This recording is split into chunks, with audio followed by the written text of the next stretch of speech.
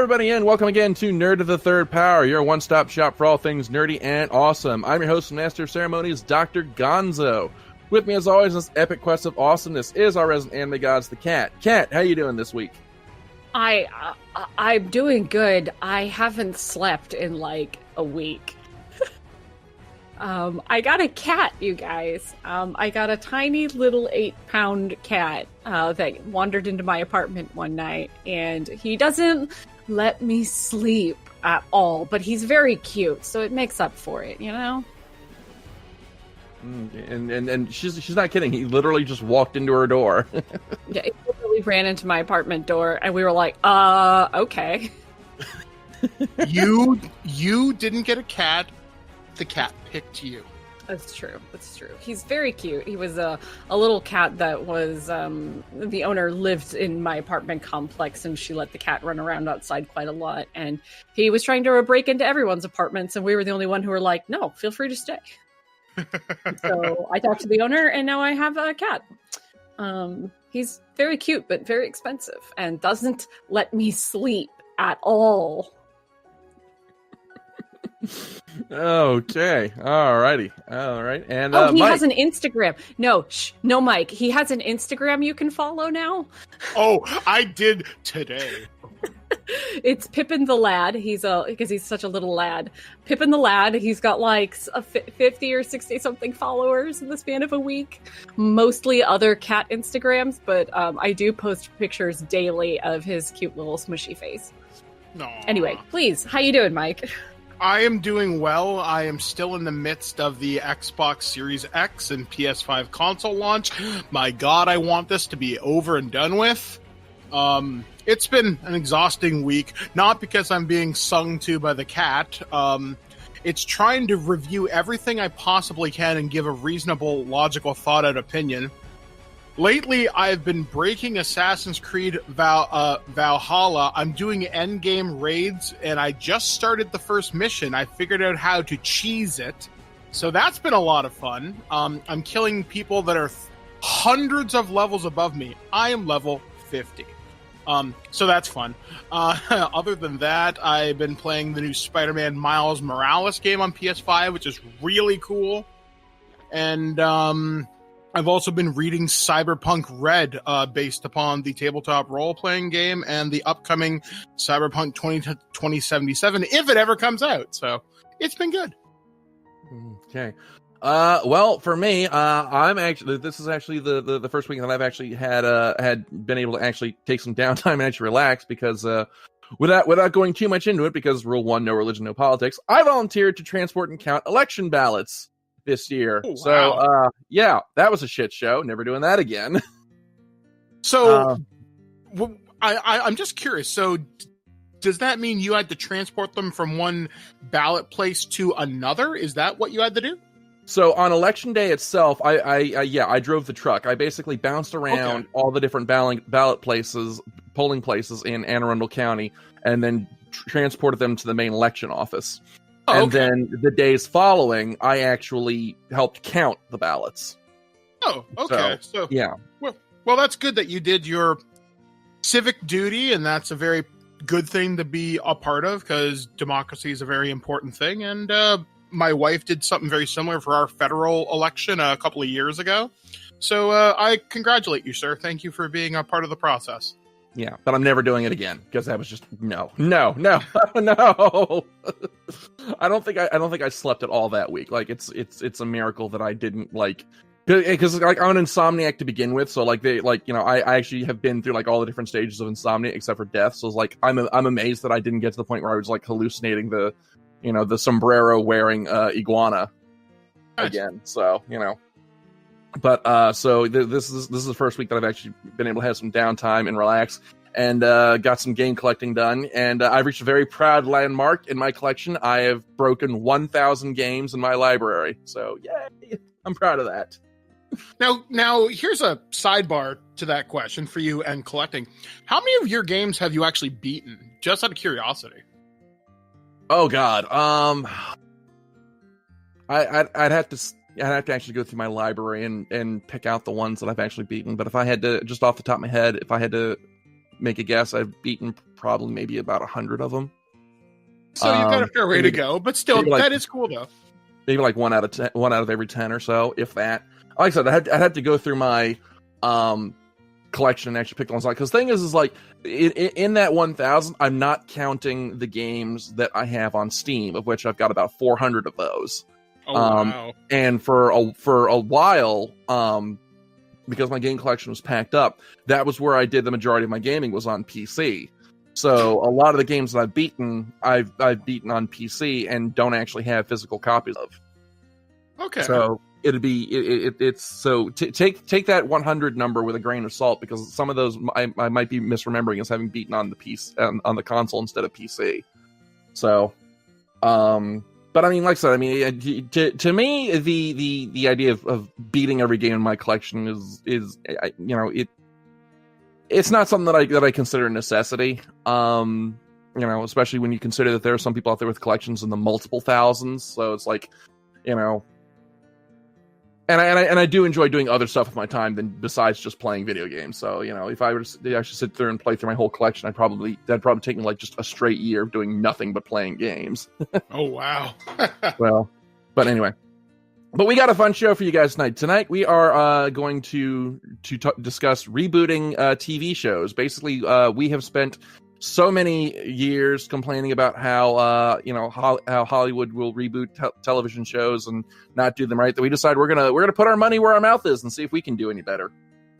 But of course, there is procedure to follow. So we are going to begin, as always, with our regular segment, your favorite segment, my favorite segment, the Ask a Geek, and we got some questions here.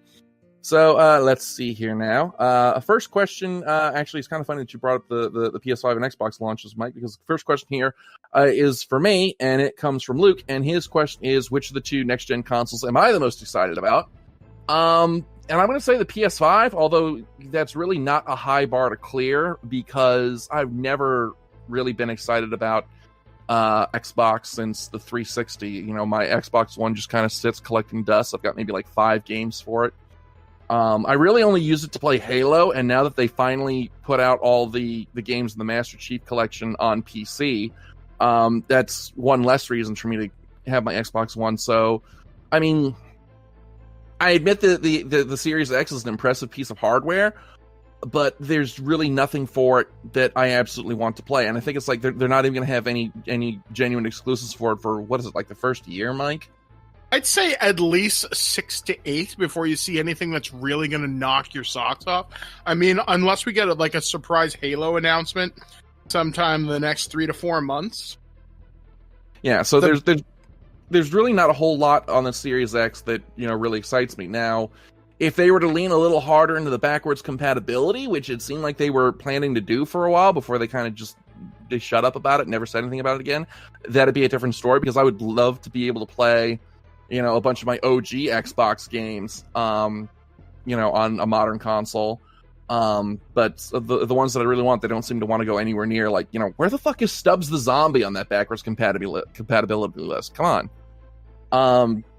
PS4, on the other hand, has a lot of stuff coming down the pipe that I'm really excited about. You know, you got the Horizon Zero Dawn sequel. I'm really interested in playing Spider-Man Miles Morales. And here's the one that really excites me, is I can actually play all my PS4 games on the PS5. So that I you know, because I live in such a tiny house, space is at a premium, so that'll give me a chance to actually upgrade and not have an extra console sitting around. I can actually box up my PS4 and just, you know, put the PS5 where it goes. So, yeah, I really need a bigger house. That's just basically what it boils down to. But unfortunately, I don't have either one yet, because I am not lucky enough to get people to send me free shit. So, Mike, what about you? Which of the two consoles are you the most excited about? You know, kind of looking at it, I've spent multiple hours with both, and so far, I like the PS5's exclusive lineup. Miles Morales is really, really impressive so far. The Xbox I like, but I haven't encountered multiple problems with it. I don't have any of the big kind of heat issues that like other people are reporting, but I have had my UI crash a couple of separate times, and moving stuff around the hard drives is fucking annoying, to say the very least. However, though, the Xbox wins out in terms of raw horsepower, because I'm playing Call of Duty on it and Assassin's Creed Valhalla and Watch Dogs Legion, and all three of those games look really good. But PlayStation 5 has the better games, but it also has a storage problem because you only get 128 gigabytes on that console, and you can only use 600 of that. That sucks. I think PlayStation really fucked up when they didn't announce an expanded storage thing to launch alongside their consoles. It's a real pain in the ass. The fact that you can't install PS5 games to an external drive or anything that's rated for that yet is a big misstep, and unfortunately they haven't updated it with some kind of a firmware thing yet. So hardware-wise, Xbox Series X, game-wise, PS5. Okay. All right, and let's see here now. Next question. Okay, here's one for you, Kat, and this one comes from Paula, and she asks, if you could have any pet from an anime, what would it be? Oh my god, a pet? Okay, Yeah. So this is tough because a lot of the like cutesy animals and shit in anime are actually like They'll fucking kill your ass. or they're like sentient beings. They're like who help you transform into a magical girl or some shit. Because my very first thought was like, I want Mokona from the Clamp universe, like Magic Knight Rayearth, and then like at the end of the manga, you find out Mokona is God, and you're like, well, okay then. Gosh, I mean, yeah, probably Mokona, but Mokona's like a creature feature. Like a pet. I'm trying to think of just a normal fucking pet. Maybe the cat from my roommate is a cat, because that seems like a pretty cool cat. Now my roommate is a cat, because I do have a kitty cat that is my roommate, and the hefty fucking apartment deposit was oof. But yeah, like basically, if there's an animal that can help me transform into a magical girl, or turns into a bigger, cooler animal, like actually probably the ideal one is almost like Karaberos from Cardcaptor Sakura. Looks like a cute little stuffed animal, turns into a big fucking tiger kind of creature, lion thing. That's pretty cool. Any animal from Clamp really is probably sort of magical, and more magical the further you get along, and will help you turn into a magical girl, which I think would be pretty cool. See, for me, I'd have picked Ryo-Oki from Tenchi Muyo, but then I realized if that thing falls over sideways wrong, it turns into a spaceship, and now suddenly you need a new house. That's true. Although that could be really useful. Probably more useful than somebody who hopes to turn into a magical girl, but yeah, that could be pretty good. Wow, my answer is so boring. I want the dog from Cowboy Bebop. Oh, yeah. Just a nice little corgi. I know. Yeah. Oh. That probably should have been the first answer, actually. Amazing how we didn't pick a single thing made after, 1990, whatever. We picked stuff from the 90s. Okay. So let's see. Next question here comes from Mary, and her question, this one's to you, Cap, but I'm going to open up to Mike as well, since he's done a lot of PR and met a bunch of people. And that's, if you could have lunch with any voice actor, who would it be? So, all right, Kat, I'm interested to hear this, because this basically translates to who haven't you had lunch with? Right, okay. So if I had to pick anybody, and especially somebody I haven't met yet, there's part of me that's like, I'm going to pick an American cartoon actor, but I have not yet met Chris Sabat, which is tragic. It is honestly a tragedy that I have not been able to work with him at a con or book him at a con. The reason that I want to sit down with Chris Sabat one day, not only because he's like every character in the whole of Dragon Ball, is because he is very well known to be a prankster. Yes, he is. And he's made fun of me. There's a lot of like, don't leave your phone open around him, don't leave your computer open around him. What he does is called sabotage. And I think it would be really fun to sit down and talk with him, have lunch, and then listen to him tell stories about all of the random just bits of trickery he's done to other people. I bet he has a lot of really good stories. Okay. Mike, what about you? Thinking back on it, actually, to kind of piggyback off of Kat there, I was talking with Sean Schemmel once years back, and I remember Chris Sabat stealing the phone and yelling at me as Vegeta. That was really weird. But if I had to pick anybody, I kind of want to pick Keith David, the voice of Goliath from Gargoyles, but I want to talk to him not so much about Gargoyles, because I really haven't seen much of that show.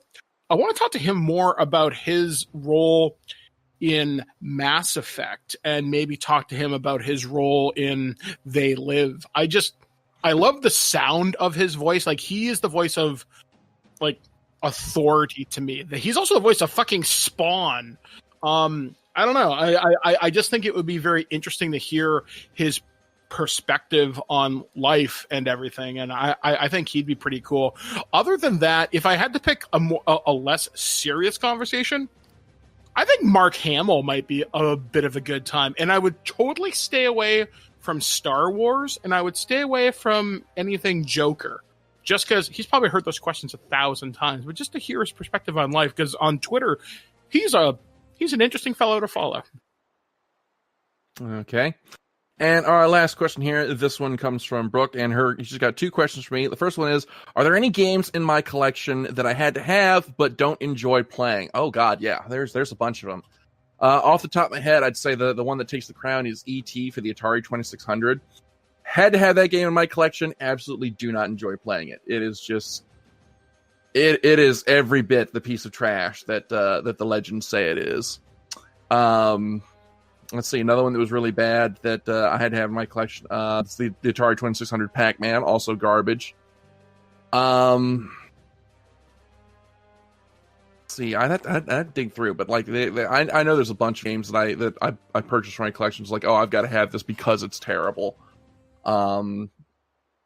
I'd say I take it back. I'd say probably the one that's in my collection that I enjoy playing the least, because I don't technically consider it a game, because all you do is just sit there and watch it, and that's Pokemon Channel for the Nintendo GameCube, because it's just you sitting there flipping through channels on a virtual television while a Pikachu makes cute noises at you. That's literally all it is. And a friend of mine got it for me. There's a funny story about the journey behind this game. So a friend of mine got it for me as a birthday gift one year, as a gag gift, because at the time we were really big into collecting bad video games for some weird reason.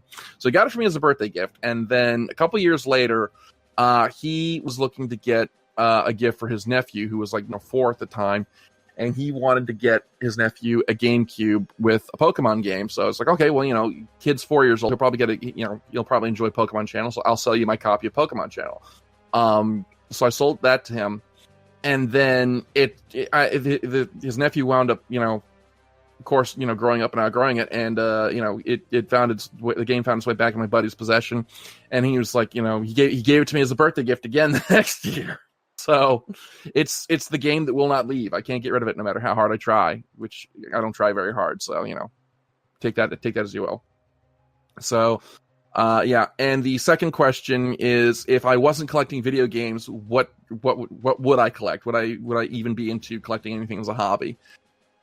And that's a question. I'd say, I think if I wasn't collecting video games, I would be into comic books, because I worked for a comic book store back in 2005, way back when. I worked for Twilight Zone Comics in Glen Burnie, and I absolutely loved it. I love the people I met there, but I also just I fell in love with some of the worlds in comic books, and just with the medium, and I absolutely loved my time there. So I think if I wasn't into collecting video games, I think I'd be into comic books. So yeah. So, but that's all the ASCII questions that we have for this week. Thank you, as always, for sending them in. As always, you can send them to us through the email at drgonzo@nerdofthethirdpower.com. We love getting your questions, love reading them on the air, so go ahead and get your questions in, and you just might get yours read on the show. And so with that, we're going to jump right into the meat of this discussion. And we have done several shows. I think the final count is like 7 or so, about how Hollywood has run out of ideas, and they keep on, rehashing stuff and rebooting stuff. And we've talked about how, we get kind of frustrated with that because they never seem to reboot it, do what we'd like to see them do with it. So we decided this week we were going to put our money where our mouth was and see if we could do any better. So the challenge that we came up with was we each had to come up with a television series that we would reboot and decide how we would do it, and present it to the group, and to receive judgment from our peers, harsh, bitter judgment. So I guess I'll go ahead and get started with this one. And this was a really tough one for me because and I don't think it's just me. I think this is a very common thing. Yeah, I think one of the reason why we wind up loving the things we do is because the pieces wind up all coming together in a very specific way, and it's very hard to reboot something that that I love without having to dismantle everything that I wound up loving about it in the first place. So I actually kind of took an opposite tack. I picked something that I didn't like when I was younger, and decided that I was going to retool it into something that I would actually want to watch. So I chose the this is going to show my age. I chose the Ruby Spears Mega Man cartoon, which I found to be very cheesy, very silly, and not really something that I'd want to sit down and watch. So I decided to retool into something I actually would sit down and watch, and would be appointment television viewing. So the way that I would reboot this, the first thing I do is I would move it from the classic Mega Man era into the Mega Man X era. So for those of you who are familiar with the story who aren't familiar with the Mega Man mythos, the Mega Man X series takes place 100 years after the classic series, and it's about basically this android, Mega Man X, who's discovered in a capsule in a buried laboratory, and he is the first robot to have true sentience and decision-making capabilities. He's not just a really well-programmed AI. He's an actual android. And his plans are reverse engineered, and a whole new race of androids is created that lives and works beside humanity. And eventually, one of these Reploids decides that he's sick and tired of living alongside humans and is gonna do a genocide, and starts a basically civil war between humans and androids. And Mega Man X winds up joining this force called the Maverick Hunters, who their job is to hunt down and apprehend or destroy androids who have basically gone on murder rampages. And I decided that I was going to base the first season. It would start with a 90-minute pilot movie followed by a 26-episode series season, and it would cover the story of the first game.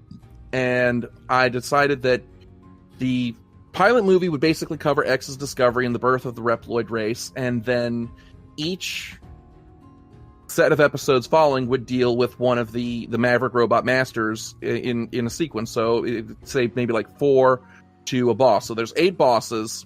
So let's say 3 episodes for each boss. That gives us about 24, the first 24 episodes.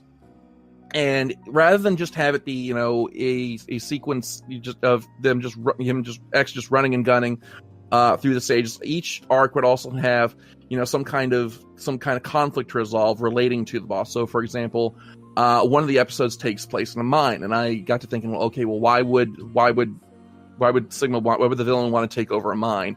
So the idea that I came up was that the mine is nearby a major metropolitan area, and the Maverick is trying to dig through the mine to underneath the foundation of the city to wind up setting a bomb that'll blow the whole city sky high.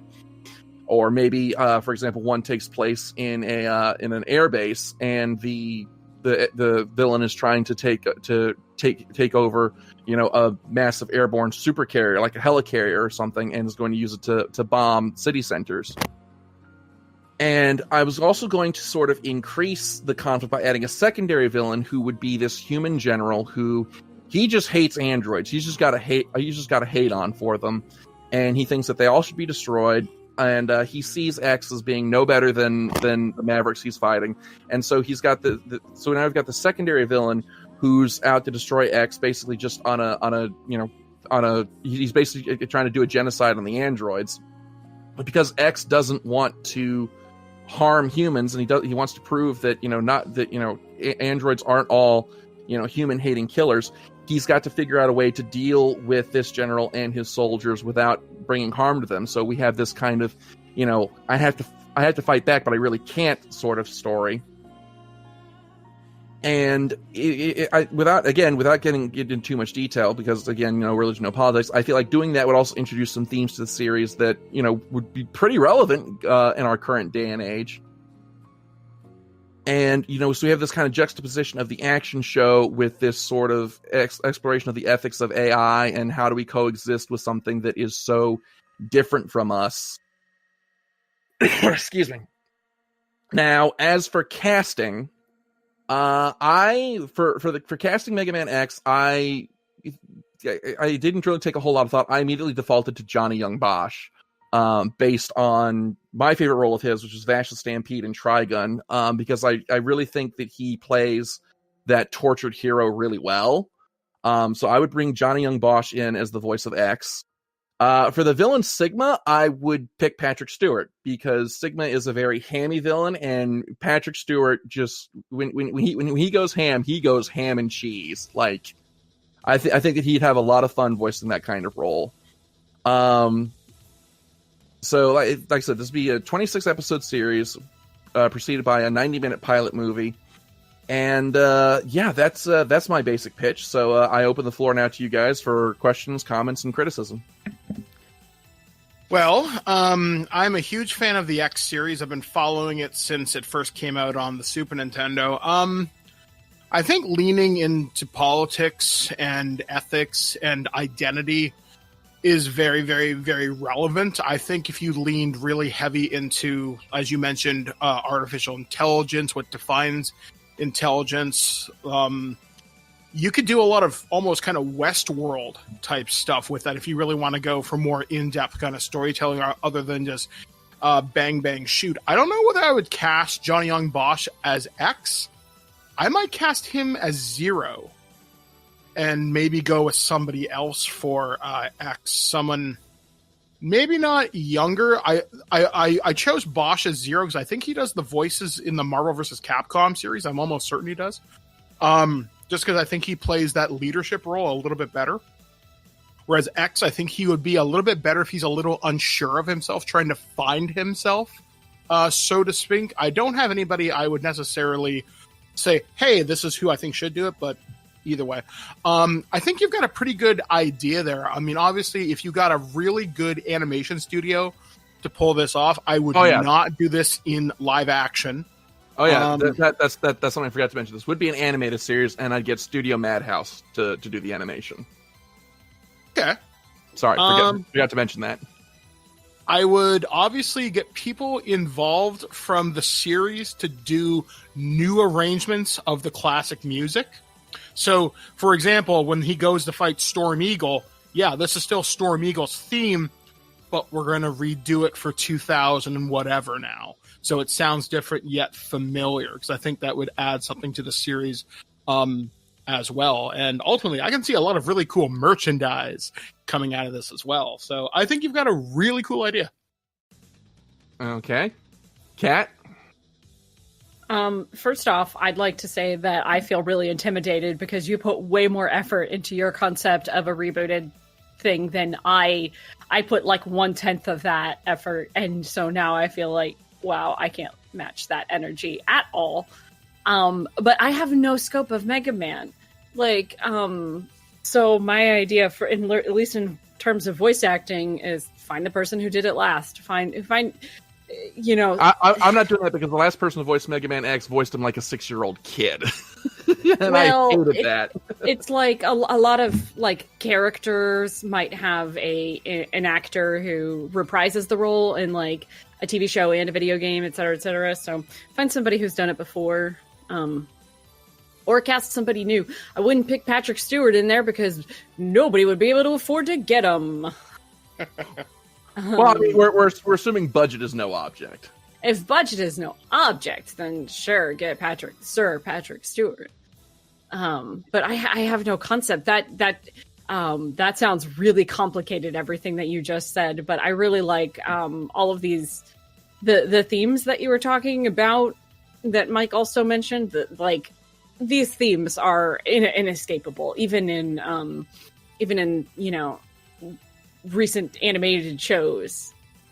Political themes are pretty much unavoidable if you want to catch the attention of anybody over the age of 8. And I assume with Mega Man you would want to do that. Yeah.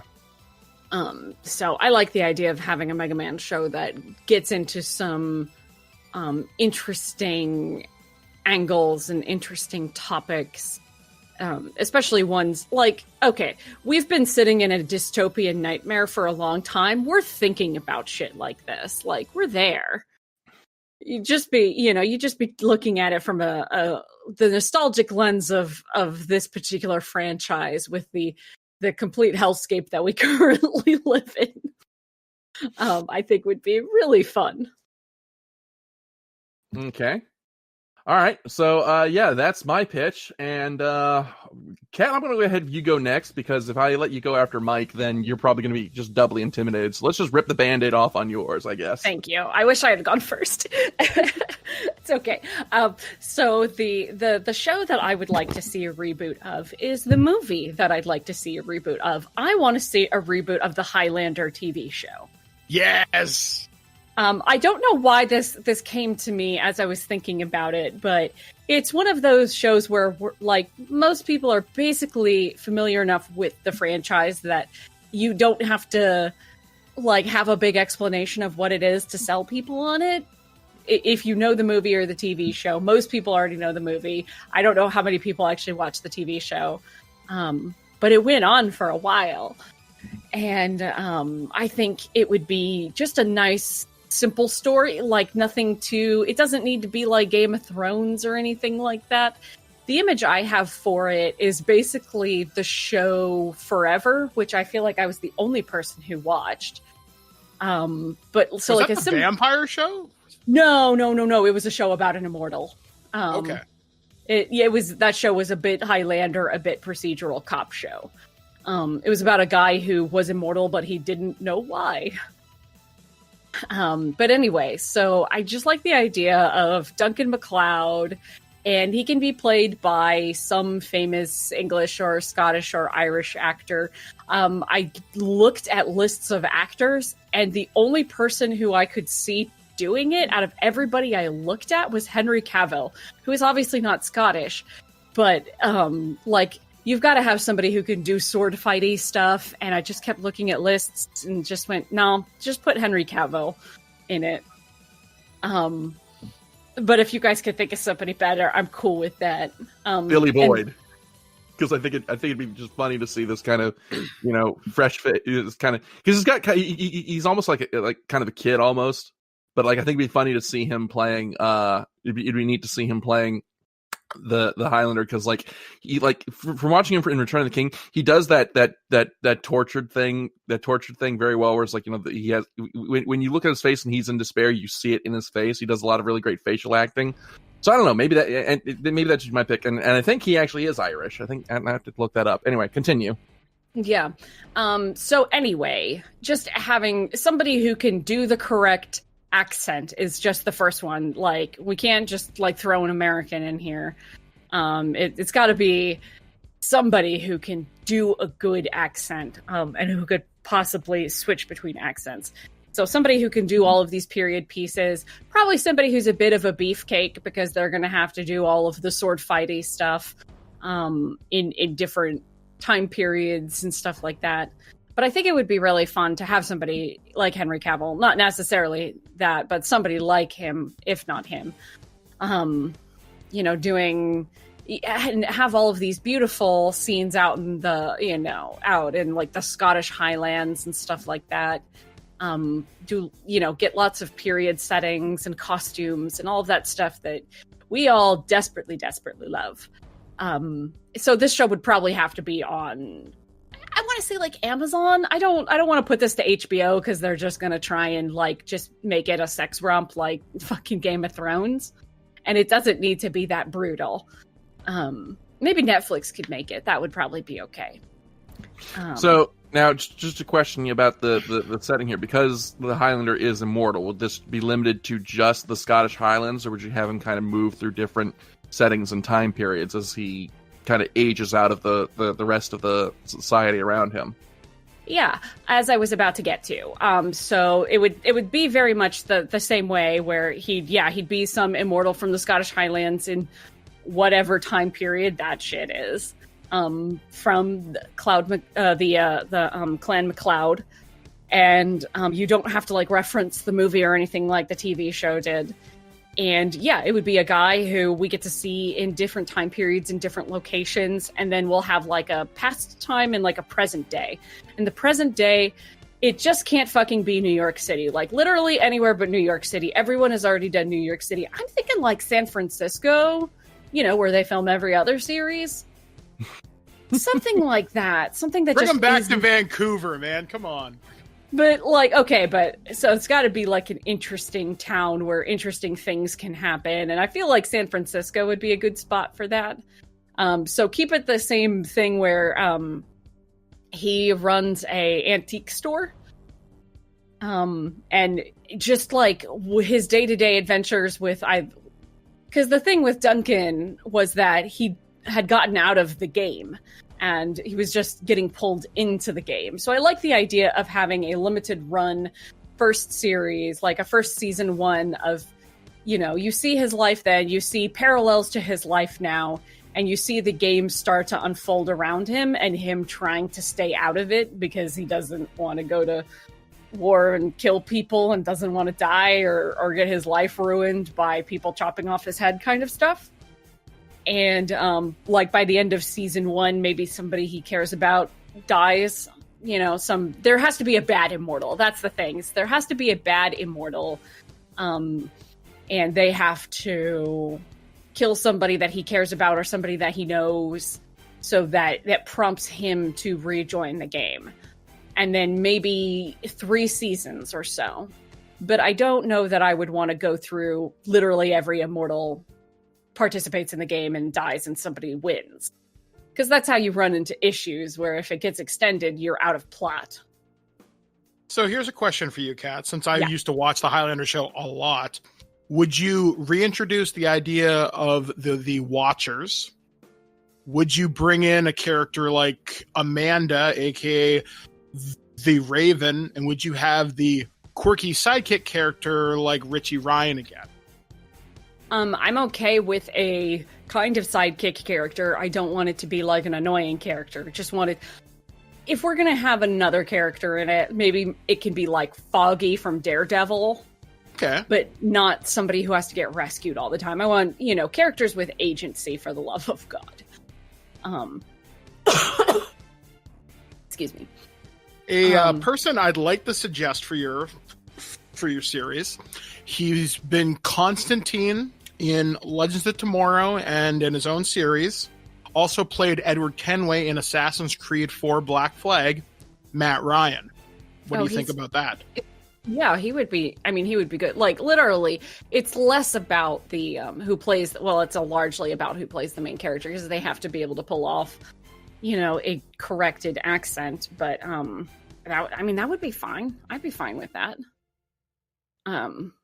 The thing that I think would be neat, because I like the idea of having a mentor character in the before times versus the present. Mm-hmm. And I really like the idea of like Ian Glenn, who was on Game of Thrones and is actually Scottish. He was Ser Jorah. So I think he would be like a good sort of like older mentor character who can, show him the ropes when he first becomes immortal and do that sort of, thing. And then I don't like the idea of just offing the mentor character, because that's so played out. But, whatever happens, happens. I hope you bring back the guy that plays Mythos. I think that was his name. I can't remember his name. It's Peter something. And the guy that played the lead Watcher, I'd love to see him get a cameo in your show. And Clancy Brown's not dead, so we gotta have a Kurgan cameo. Yeah, I'm 100% on board with getting everybody who was ever involved with the Highlander movies or show as cameos in there. I just don't want to be like, okay, we're remaking the movies as a TV show. Like, I'd rather go down the route of the TV show. So having Watchers in there is great. Just making a universe out of it, you know, whatever we can do to solidify like a complex organizational system to it, I think would just be really neat. I think the thing that I would find difficult is to not pace it out as like some sort of procedural cop show by having it as a TV show set in modern times, which is like the last thing I want. I don't want there to be police or detectives or any of that stuff because that is so overdone. I just want like a guy living his life and shit starts to just go around him. Like Duncan will start the series with some sort of goal. Like he's trying to do something. And at every turn, he just keeps like running into people who are like, hey, shit's about to go down. You should like get in on it. And he's like, no, I really don't want to. I've been hurt before and I don't want to get hurt again. That sort of thing. And then at some point, you know, it goes down and he just has to kill a bitch and have an epic sword fight and cut someone's head off and bathe in their blood. I don't know, man. I just like the idea of like this character who's a bit of a pacifist and then as soon as he pulls out his sword, he's a total badass. I want Kenshin as the Highlander. And we are so keeping that theme song. No questions asked. Oh, absolutely. Literally, if there's not a Queen song somewhere in there, then burn it all because it does not deserve to live. But that's my pick, is I'd really want to see a Highlander show, especially because the special effects in today's day and age with the right budget could be extraordinarily good. Especially compared to when the original film was made and then like in the 90s when the TV show was made. Special effects now are going to be really good. A limited run series of like 6 or 12 episodes per season, something along those lines, so that it doesn't get too... they don't have to find too much ways to fill in the gaps. You can just have lots of plot and story and character development. And it's like, I don't even care about other characters. I just want there to be like a good solid lead. Okay, alrighty. So, is the floor open to us now, or? Yeah, Okay. That was all I want is the Highlander, and then lots of cool like locations and costumes. Okay, Mike, you go first on this one. So I had a couple of different ideas. This is the one I feel the most strongly about. I was originally going to pitch a reboot I'm talking about feedback on Kat's idea. Oh, sorry. So, I mean, you both talked the entire time that I was talking, so... Overall, I think it's a very, very solid idea. Like, I'm actually surprised we're not seeing more in the resurgence of the 90s action-adventure syndicated series, because I think that would go over really, really, really, really, really well. I think the Highlander name still carries a certain... cult following to it. They've been trying to get that movie off the ground for years. If you're not going to do a movie, do 13 episodes. It's going to cost you a lot less than getting Ryan fucking Reynolds. So I say go for it. This could be really, really good. You can license the song for, I'm sure, next to nothing now. And as long as you don't set it in, like, I don't know, Sheboygan or something like that, you would have something fun. You could do a lot of fun with period costumes, period stories. You could get Adrian Paul to come back, I'm sure. I mean, even if you don't follow the original kind of Duncan and Connor characters, though, it would be neat to see them referenced, sort of thing. And just revisit the Highlander universe in the year 2020. I think it could be fun. I would love to see this come back as like, hey guys, here's something coming out on Netflix every week for the next 20 weeks or something like that. Or if you want to make this must-see programming, all CBS All Access has right now is Star Trek, and I think they could use an adventure show. And Highlander, not a bad pick. Yeah. The only reason I was thinking about like putting it on a streaming service is so that it doesn't have to have as much censorship You don't have to stray away from certain topics because you're putting it on CBS or something like that. You can bring up topics or themes or show whatever you want without having to worry about the censor. And also, I feel like if Amazon hasn't blown all of its cash on whatever they're doing for Lord of the Rings, they would probably like to get a little bit of something out there to compete with The Witcher, which would be like the next closest thing. Okay. Well, as for me, literally the only thing I know about the Highlander is Sean Connery and There Can Be Only One. So I have no real basis of comparison for the Highlander franchise, but your pitch definitely sounds interesting, and I like the setup that you have here, and it's definitely something that I'd be very interested in seeing. I like kind of the idea of this immortal being kind of pursued through the ages. To try and get into the what you call it, the game. Mm-hmm. Okay, I'm sure that's significant, but I have no idea what the significance is. Trying to get out of it and keep being pulled back into it. So there's that kind of the reluctant hero vibe to it that I really dig. So yeah, this is something I would definitely be interested in seeing. And yeah, if this was on a streaming service, it'd definitely be something that I'd sit down and give a watch through. So yeah, this idea is really interesting, and I really like it. I don't have any real in-depth feedback on it because, again, like I said, I'm not familiar with Highlander franchise at all. But you've definitely piqued my curiosity. It's honestly amazing nobody's done it yet. Like, honestly, I can't believe nobody's like. As soon as Lord of the Rings hit, somebody should have been like, "We need to compete with that with Highlander." And it's really weird because if you think back to the 90s, Highlander was like everywhere for a while there. Like there was there was a live action TV show, and then I also remember there was an animated series. Was there? Yeah, I don't remember it being very good, but I know that it was there. Man, it kind of went a little sci-fi, like it was set like the far future, and there was like robots and tanks and shit. So like I said, I don't know anything about the Highlander series, so I don't know where it fits in the canon, if it does at all. But like, no, the Highlander was like really big back then. It was almost everywhere. And like, it's kind of interesting to see how it's virtually disappeared since then. Yeah. There was talks about a film reboot with Ryan Reynolds a few years ago, but nobody's done it. And I don't know why, because it's like, it's a viable cult like franchise. Like people will watch this stuff and it's cheaper than whatever it is they're doing for Dune. So I think there's very little in this world that isn't cheaper than what you have to do for Dune, because Dune is one of those things, you go big or you go home. Oh, poor Dune. Maybe we'll get to see it soon enough. All right. But anyway, Mike, what's your pitch? Okay, so this is something I've got a lot of thoughts about, and I've been dreaming about it for years, and they kind of did it back in 2007, 2008, ran for 2 seasons. And that is Terminator, the Sarah Connor Chronicles. This was a television show that focused on what happened to Sarah Connor and John Connor post-Terminator 2. It wipes out the continuity of Terminator 3 and although Salvation hadn't happened yet, but it basically kind of took the idea that Sarah Connor was training John, and it involved a new Terminator getting sent back in time named Cameron to protect them because Skynet had sent back a bunch of T-800s before its defeat at the end of T2. Basically, the Connors were always on the run.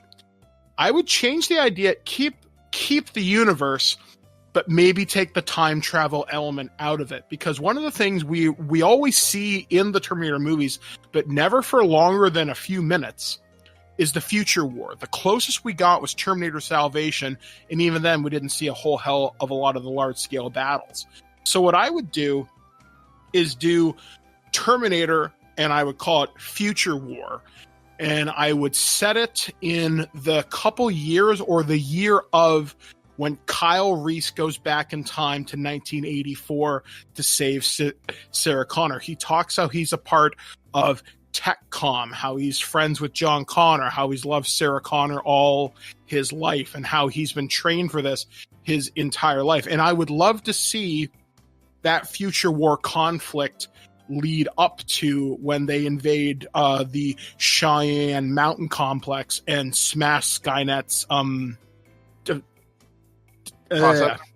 Yeah. Basically, they smash the defense grid. They get the time displacement gear, and then the story plays out as it should.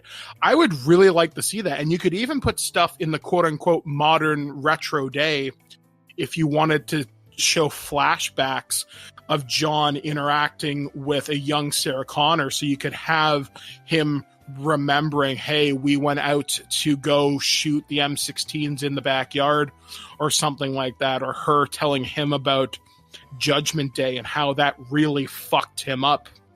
And you could even show flashbacks to how he survived Judgment Day and things like that. Like, there's a lot of that story we just don't know. I mean, we know that Judgment Day is August 29th, 1997.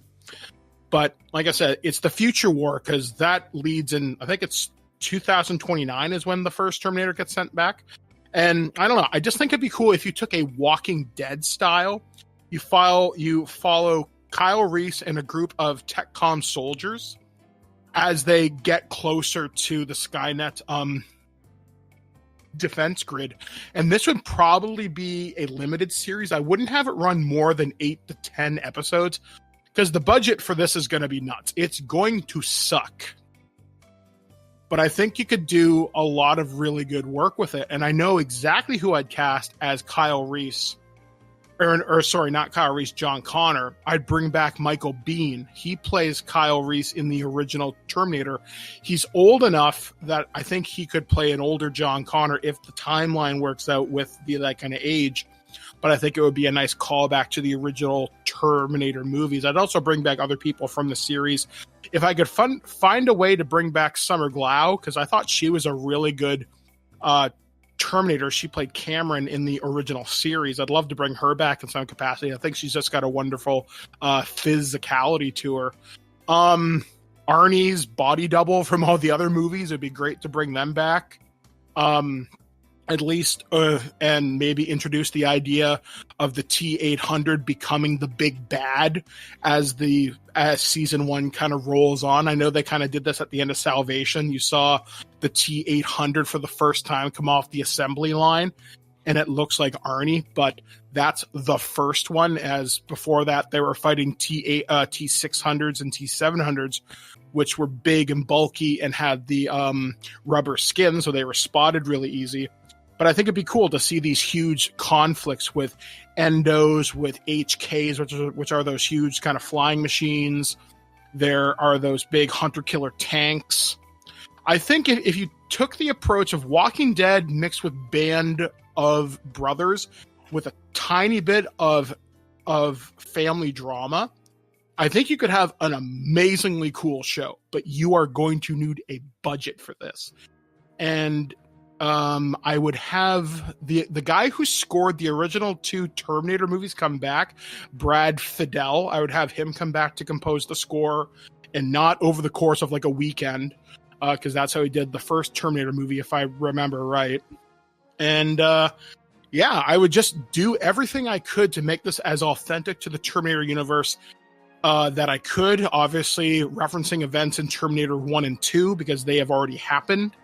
And try and make Skynet a legitimate threat, not making it Helen Bonham fucking Carter like they did in Terminator Salvation. I would make Skynet an entity. Like, it wouldn't have a face, and it's not going to be like Deus Ex Machina from The Matrix Revolutions. I want Skynet to be this omnipresent threat where it's deciding to wipe out humanity because we are a threat to its existence. I want Skynet to not almost be humanized because it's a genocidal monster, but I want you to see its logic in its thinking, because we were already on our way to destroying ourselves, and it decided it wanted to protect itself from us. So I don't know, maybe there's some ideas that we could borrow from Gonzo's idea of artificial intelligence and AI and recognizing what is sentience, what is humanity, and maybe there even could be rogue elements within Skynet where there's a line in Terminator 2 where John is taking the read-only mode off of Arnie's T-800, and he says to him, wow, they set you guys to this. They don't want you thinking too much, do they? And the Terminator replies, "No, Skynet doesn't want us thinking for ourselves." So what if Kyle Reese is able to turn a couple of these endo machines, and this is how they figure out how to hack them, if not only as shock troops, but maybe there's a story there to be told to introduce a new element rather than just guy goes back in time, saves the future sort of thing. So that's sort of my idea off the top of my head. But I've been thinking about this for years because I want to see the future war, and not just for 5 minutes. I think Terminator Genesis made it look the coolest, even though we only saw that for, like I said, less than 5. And T3, we see a field of T800s, and it looked really cool, and I want to see more of that. So, the floor! All right. Well, right off the bat, I like your idea because it removes Terminator Dark Fate from the canon, and anything that removes that horrible piece of garbage from my mind is automatically a good thing. But I also like that you're actually doing something that hasn't really been done before with the Terminators. That's you're actually showing the future war, which, like you said, that only really got done with Salvation. We didn't see a whole heck of a lot of it. So it would be really interesting to see more of that and actually see that really explored in depth. I like your meshing together kind of the styles of Band of Brothers with The Walking Dead. And I like your idea of removing the time travel element, except maybe in terms of flashbacks.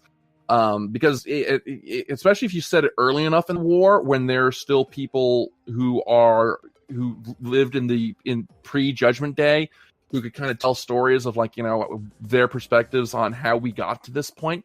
I think that'd be really interesting. I'm a little confused by your choice of Michael Biehn to play the older John Connor. Particularly when Edward Furlong is just right there. Like, we could bring him back and have him play John Connor. I would actually, if you were going to bring in Bane as a Reese character, I would have him come back and be Kyle Reese's father. And bad maybe... pick either. Huh? I said that's not a bad pick either. I like that. Yeah. So, and then you said, you mentioned, like, you know, a bit of like family drama, like, you know, maybe the drama is like, you know, with the Reese family, like maybe, you know, Kyle Reese is actually Kyle Reese Jr. and Reese Sr. is, like, you know, a drunk or something. From, you know, that's how he copes from you know, experiencing Judgment Day. Is he just became an alcoholic, and maybe that kind of inserts some of the family drama in there, as, you know, kind of Reese Jr. vows that he's not going to be that guy.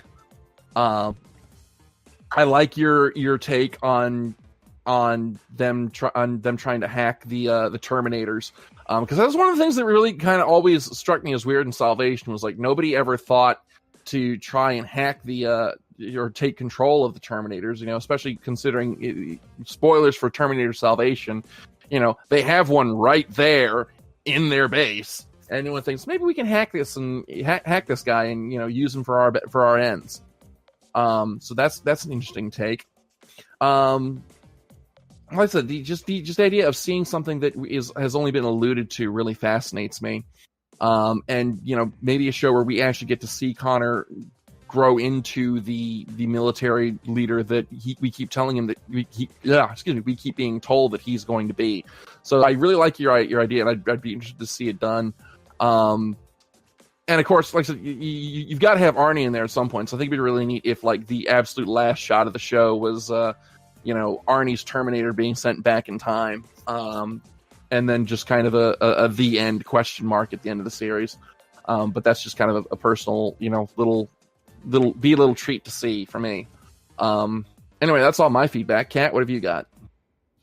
So are we, for my clarification, are we looking at this as like a war story?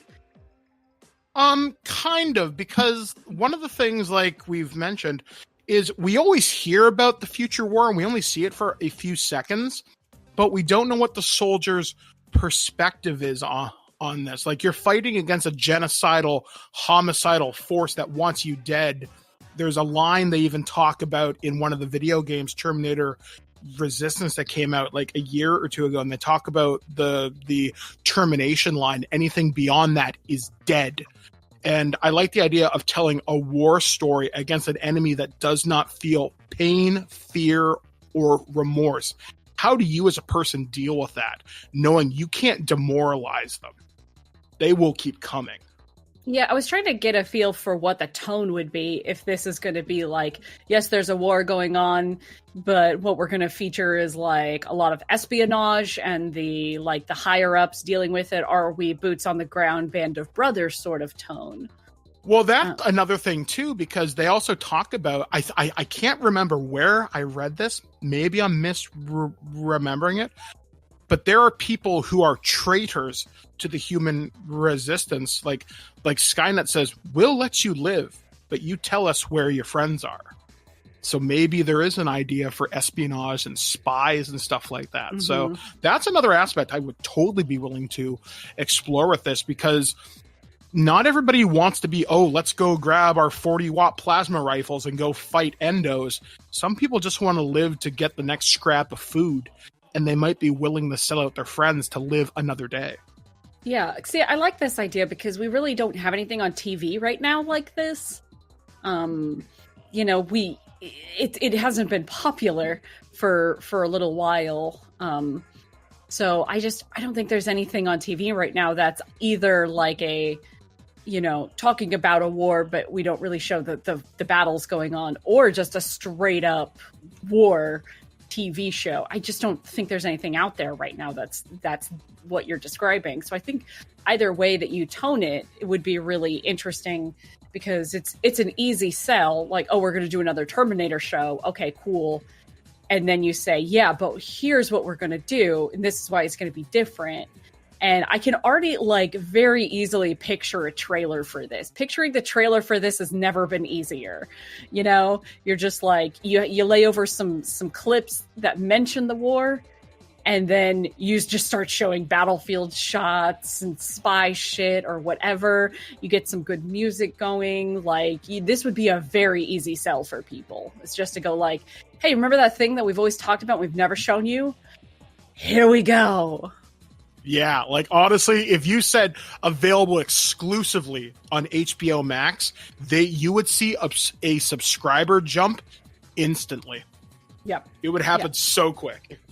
Yeah, and just lay all that footage under a voiceover of Michael Biehn from the first movie, talking about his experiences in the war. And, it won't stop. It doesn't feel pain. It doesn't feel pity. And it absolutely will not stop. Yeah, ooh, yeah. Now I want somebody to mash this up for me. Alrighty.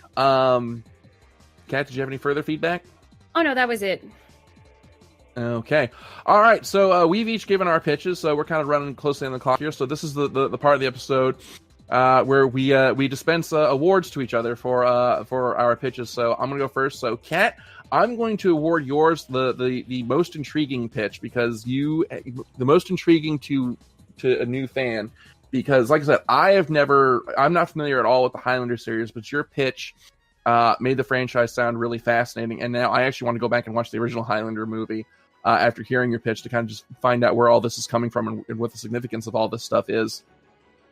So I think your pitch was the most interesting, whereas mine and Mike's pitches kind of rely on people being pre-familiar with the existing franchise. Yours is the most accessible to someone who's kind of coming into things fresh. So I'm giving yours the award for most accessible to fresh fans.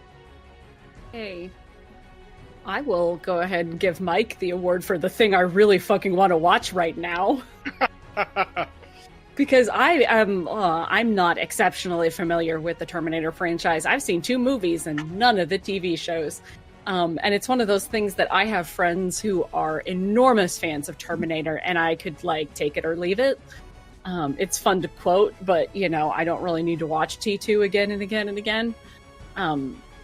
But this show that you've described, I want to watch this. I think to me, this would be one of the easiest things to sell to a studio that I think would have I think it would look beautiful, what I'm picturing in my head is gorgeous. I'm picturing absolute beautiful hellscape of a land, beautiful war shots. Everything I'm imagining is just in perfect HD, and I would love to watch it. If I had to give an award, I'm going to go with Gonzo for potential to resurrect. Because a lot of people know who Mega Man X is, but they don't know who Mega Man X is.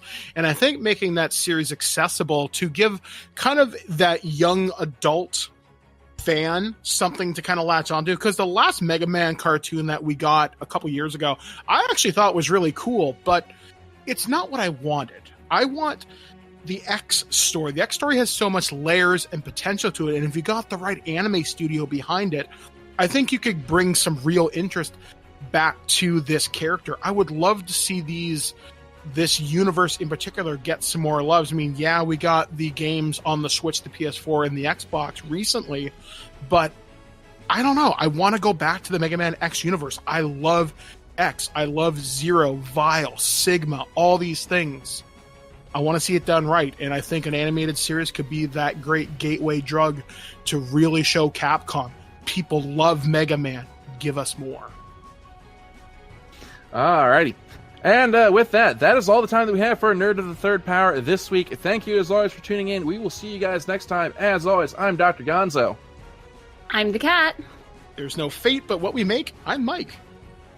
Alright, we'll see you guys next time. Taka, play us out.